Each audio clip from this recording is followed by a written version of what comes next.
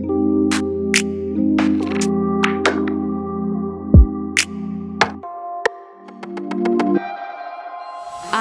love Naples. I love Collier County. And over the course of my many years here, I've had the incredible experience to understand what makes us the best place in America to live. And let me tell you, it's not just our beaches. Far from it, actually. It's our people, and it's our partnerships. And none of it's happened by accident. I've seen it time and time again. The more people learn about what's happening in our community, the more they come to the realization, this is not happening where I come from. Collier is special. Collier is unique. That's why I'm bringing you Community Matters. Think of this as your Collier County 101. I'm your guide, introducing you to the people and the resources that I think that you should know through short, real conversations so that you feel more empowered and ready to engage in ways that will positively impact your life, your family, your careers, and this beautiful place that we get to call home. Because community matters. Hello and welcome to Community Matters. I'm Amanda Pearson. Today, I am honored to introduce our one and only Sheriff Kevin Rambosk of the Collier County Sheriff's Office. Hello, and thank you for having me in your studio today. Hi, Amanda. How are you? I'm great. So are we. Good. Well, I'd like to start first with just a brief introduction of who you are as our sheriff, where you came from, and how you got to where you are today. So correct me if I'm wrong, but I believe that you knew that you wanted to be in law enforcement even as a child. I think I did. And the older I got, the more interested I got in emergency services. Nothing in particular right away, emergency management to start. Yeah. But yes, a long, long time ago. Serving my community. That's what I was really interested in. I love that. And you began your career in New Jersey in law enforcement before moving to Naples in the 70s, serving at the Naples Police Department, which your time with the NPD then led to management roles that ultimately led to assistant city manager, chief of police, and then the city manager prior to then moving to leadership roles with the Collier County Sheriff's Office. In 2009, you were elected as the sheriff, and due to your tremendous leadership, you have been reelected each year, now serving as our sheriff, thankfully, for the last 17 years. You have your MBA and are a graduate of the FBI National Academy, and you have served on over dozens of boards with 18 prestigious recognitions, including Collier Citizens Award, Gulf Shoreman of the Year, the Chamber's Excellence in Leadership Award, just to name a few. Quite the distinguished biography, I must say. Well, I certainly have had a lot of fun. It has been pretty quick looking at it from this perspective backwards.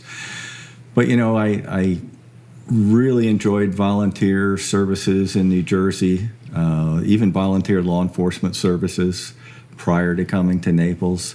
And then once here, was just given the opportunity to serve in every capacity, at every rank, throughout the police department in the city, then city government, which is really very, I thought, important to me. You know, when you look at preparing budgets and making business decisions, it's kind of why I went to get an MBA instead of a law enforcement degree at that level, because I think I wanted to know more about the business end of the operation. Because a lot of times you get really good in the emergency services, but maybe not as good with the budget side. Absolutely. There is a business aspect to literally every leadership role, no matter what. And I've always very much appreciated that about you and felt how grateful, I've just always felt very grateful that has been your trajectory. But today we're going to discuss so much pertaining to the very intentional safety of our community, how and why this is, and how citizens can engage. So let's start with the biggest question, and my very favorite question first, which is, look, Collier County, we know, is a large county, something like the size of the state of Delaware, and it's known for being the safest metropolitan county in the state, which is no small feat. But what fascinates me the most is that as our population has continued to increase over the decades, somehow our safety continues the crime rates continue to decrease. So I've always wondered, how is this possible? And I know that it's due to the sheriff's office incredible work, but truly, what does it take to actually accomplish this? You know, with growth, that adds a dimension, as you mentioned, for us. We are in a growth mode right now, as everybody knows, particularly when you try and drive around the county. You can see it each and every day. But, you know, when you think about crime, each report of crime is a victimization. And our goal has always been reduce the number of incidents of crime. The crime rate, as all the business people know, as the population goes up, your crime rate can go down. However, we're very proud of the fact that the incidence or number of crimes is down over the last 17 years, not just the crime rate. And that's pretty spectacular. You know, you've got to credit the commitment of the men and women of the Collier County Sheriff's Office. We're out there every day, 24/7, protecting us all when we're asleep or when we're awake. We have a great community partnership.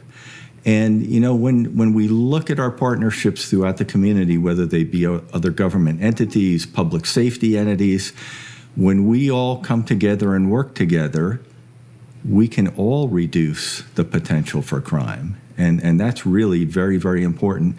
And I will tell you what we talk to a lot of our young people about with regard to recruitment.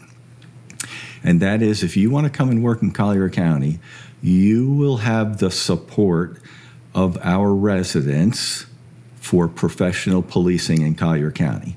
And that enables them to do their job, enforce the law, or help people when they're in crisis. And that's a huge positive. Put all of those together, again, look at our court system. You put that all together, and that's exactly why we are where we're at. And, you know, for those that might not know what those treatment courts are, it's where people can you describe what those treatment courts look like? Sure. You know, we have a terrific Judge, Janice Martin, who runs I guess most of those courts now, and has been for a long time. But what she does is she looks at those that can be helped through programming, through mental health support and service, our veterans in Veterans Court, and get these individuals to services that can help them get back and live a healthy, normal life. If you can take someone and get them on the right track, or if they have engaged in drug use and you can get them off of drugs, all of those things ultimately will reduce incidents of crime. You know, I think I love that so much, because what you're talking about is you and the partners that you have with our government and with places like David Lawrence Center. You always say people don't get better in jail. And Correct. You know, I know that's a truth, and I always appreciate how you say that. And then you all work together to get to the root of the problem, to correct the root of the problem, to keep people out of jail and to keep our community safe, which is, I think, our safe community. People come here, move here, or I do think people take it for granted about how that all occurs and just the real strategy and effort that it takes that you all are at the helm of, and we just appreciate that so much. We had worked for years under the CompStat crime review process that came out of New York City. Commissioner Bratton had put it together, and we got to a point where we needed to change that and come into the future, use technology particularly. And we created a system called Unified Policing, which is what wraps together everything we've been talking about. And our deputies, your deputies, meet on a daily basis to review what has taken place in the last 24 hours, what might be a trending problem, where it is. They adjust their resources, and it has taken us much further than where we were looking at just crimes every 30 days.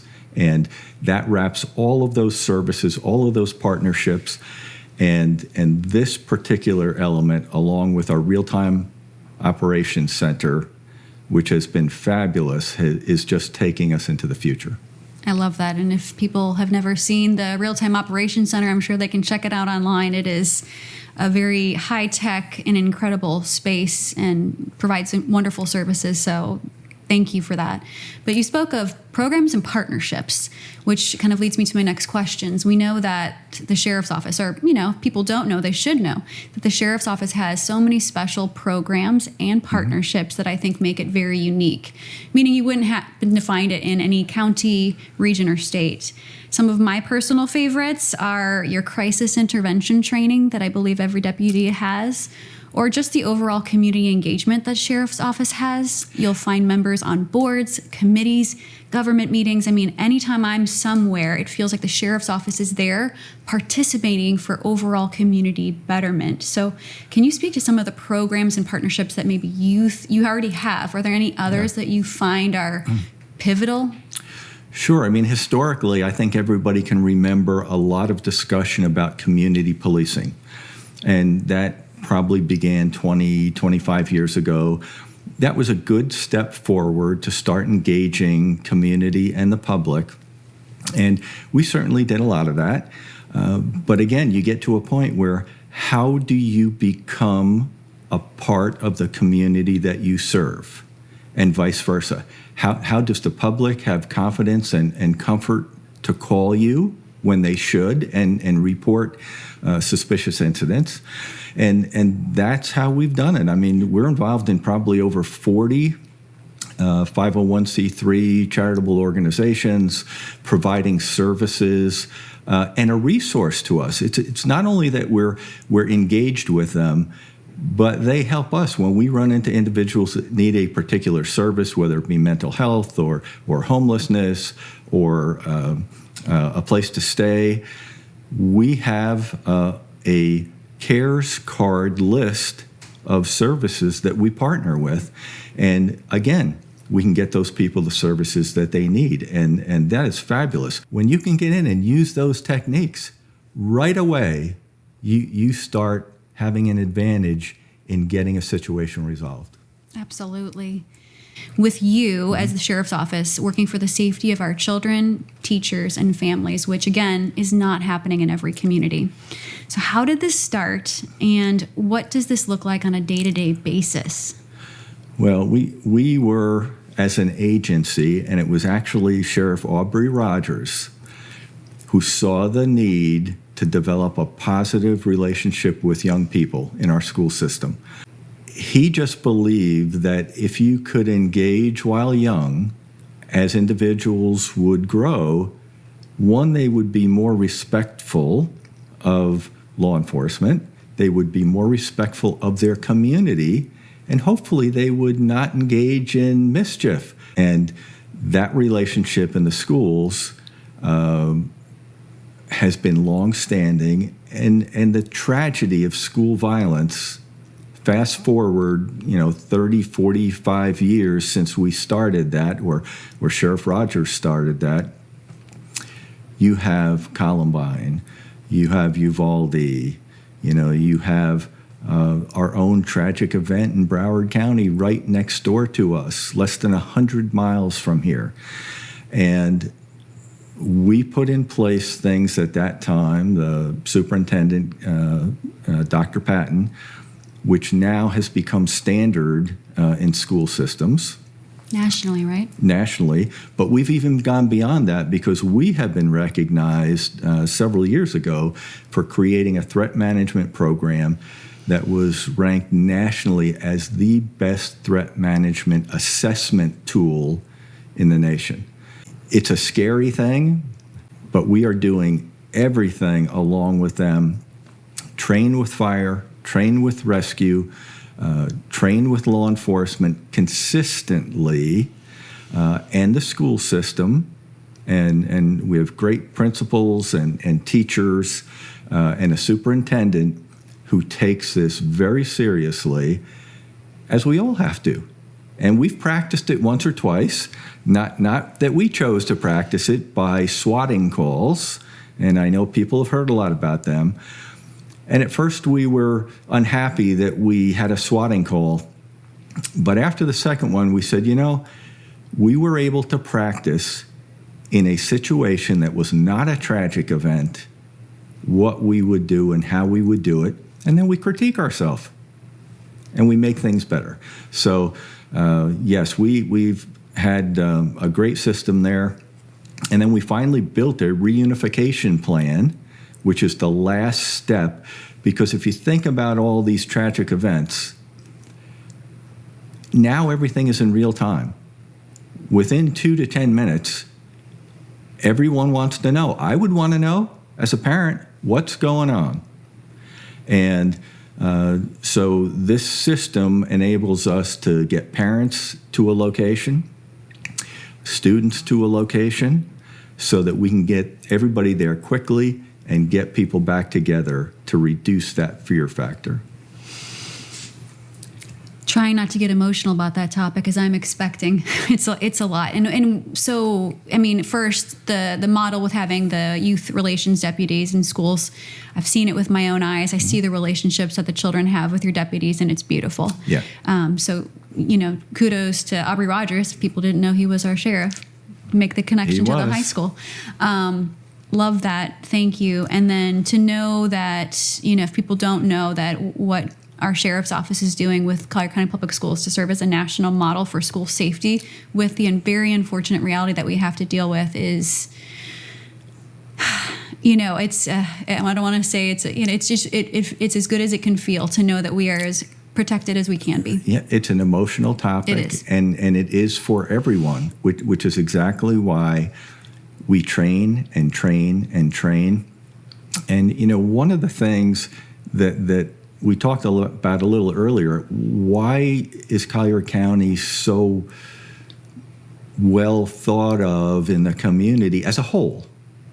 And it is because of all the different entities, but fire, rescue, EMS, when it comes to the emergency services side, we have a partnership like none other anywhere that I know in the state and or the nation.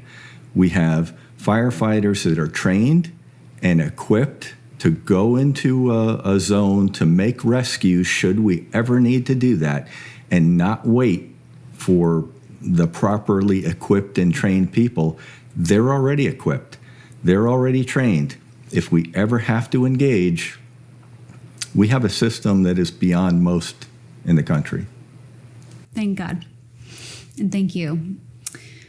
Switching topics. Names and confusion. I've noticed that a lot of people will say the Collier County Sheriff's Department, and I kind of twitch a little bit, and I'm sure you guys do too. But you are called the Collier County Sheriff's Office versus other police departments or other forms of law enforcement, be it local, state, or national. So can you describe these differences and how people are getting confused perhaps, and why is CCSO called an office and not a department? The Constitution of the state of Florida organized constitutional offices, which is why this is a sheriff's office, not a department. And the important part of that is that the community elects a sheriff and they serve the community directly. So if you think about it, I've got 450,000 bosses that are out there, which is great for me because we love taking input. We take critique, we take thanks, we take everything and build it into our system. But that's very different because the sheriff is the policymaker, very equivalent to a city council or a county commission.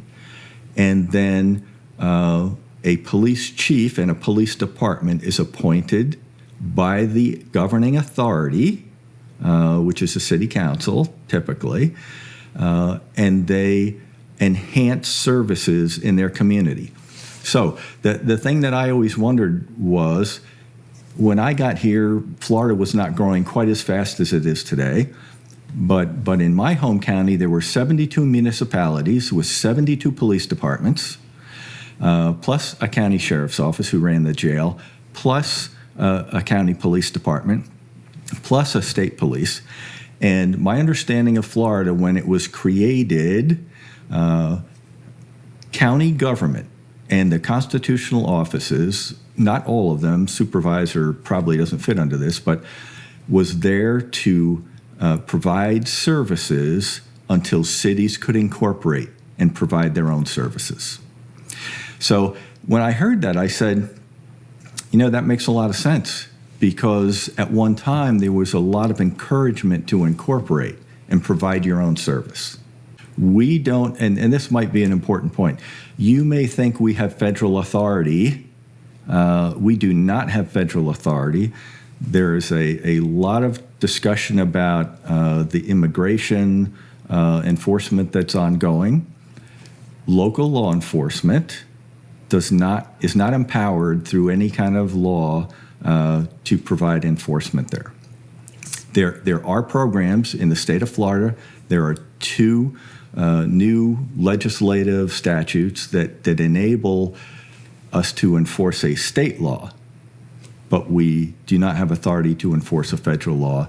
We do have a jail program, which does enable us that once someone is arrested, we can determine who they are, where they came from, and rather than release them back into the community after committing a crime and being found guilty, we transfer them to immigration court so that they can have their due process to determine what level of crime they committed, and do they stay here, or is their welcome revoked? And it just continues what the Constitution calls for, and that is due process for all. Thank you for clarifying that. I do think that some people I've noticed, have been confused with some forms of law enforcement. And again, it seems obvious maybe for us. I know it's obvious for us, but in case people don't know and have been following along in various episodes that I've had, we have a county and we have 3 municipalities. And yes. So you've got Naples Police Department and you've got Marco Island Police Department, and the Sheriff's Office works in partnership in many ways with both of those entities and with all of the other agencies that you've mentioned so beautifully. Yeah, we absolutely do. And when we talk about crime reduction in the county, for example, or emergency responses for wildfires or hurricanes, each one of our emergency service agencies are a partner. We always do it together because realistically, it doesn't matter. Sometimes they say, well, the county's a lot larger, you have a lot more staff. Well, the city of New York has a lot more staff. But at some point, with an emergency, 9/11 was one, you are out-resourced. So that's why we work together, because we know someday any one of us can be out-resourced, and we need to help one another. Absolutely. What do you think that most people don't know about the Collier County Sheriff's Office that you personally just wish that they knew? Is there anything that we haven't talked about? I think the thing that I stress when I'm in public, when I first got a chance to come here and bring this service philosophy with me, we created several mantras. Community safety service, that was really about bringing everybody together, which is kind of what we've been talking about. But service to others before self is our underlying philosophy. And when we hire new individuals and they come in, I get a chance to swear most of them in. I miss a few, but I always talk about why we are here, and it's just that. And some people initially thought, well, we thought we're here to fight crime. We are here to fight crime. I will tell you that we want to make sure the rule of law is enforced. No question. That people's constitutional rights for all persons are enforced. But you can do it in a way that allows you to enforce the law or be compassionate when need be to defer people who are in crisis that need it. And I think that's also why over the last 17 years, there's about a 37 to 40% reduction in the inmate population in Collier County with the lowest crime rate in history. So we're pretty happy about that. And when I speak nationally quite a bit, and when I overview that, invariably I get a dozen people coming up to me and saying, okay, what are you doing? But it's what we've been talking about. And I give them a short 10-minute version of everything we've talked about for the last 45 minutes, but invite them to see what we're doing. And we have had, in the last probably 5 years, more than 130 city, county, or state law enforcement agencies that have come to Collier County to see our real-time operations center, and as importantly, find out how it works and what unified policing really means. And it's just not a bunch of screens that we look at once in a while. It is actually an investigative tool, a preventive tool, and a safety tool. But for those who are concerned, we don't watch everybody. When there is a problem, 911 call, for example, Real-Time Operations Center concurrently listens, pulls up the location. If there happens to be a camera nearby, if it's in a school, we can access the school system cameras only in an emergency.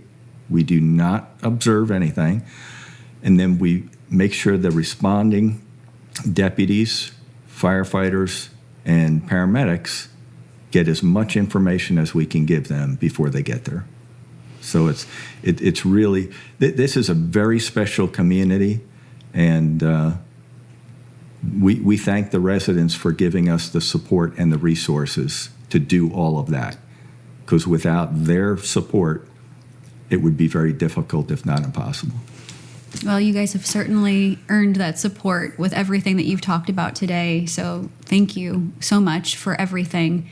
I want to just close with engagement. You know, my hope for people listening is that they don't just listen and go, well, that's nice to know, and live on with their daily lives. I hope that people will take this information and know there are so many ways that they can engage with the sheriff's office, support work should they choose to, whether it's, you know, what would you like to see 100% of the population do? What would you like to see those that are feeling like they want to engage more? What are some of those real steps people can take? We have a lot of opportunities that residents or businesses can get involved in. We have a volunteer corps. You know, we have such talent in this community who have come here to retire. You're looking for something to do. We absolutely can get you to work. And you're not only helping your community, you're helping us as well. And you can do anything from inside work, desk work, to out in the field, riding in a car, typically not by yourself. But those are terrific opportunities. We have the Citizens Academy once or twice a year that residents, if you want to learn more about Collier County and the Sheriff's Office, you can go to that. It's about an 8 to 10 week course. Invariably, when you're done, again, everything that we have talked about today, you'll know inside out. Makes a very positive impact. When we can get people to work together with us, to engage with us. Again, traffic getting a little hectic these days.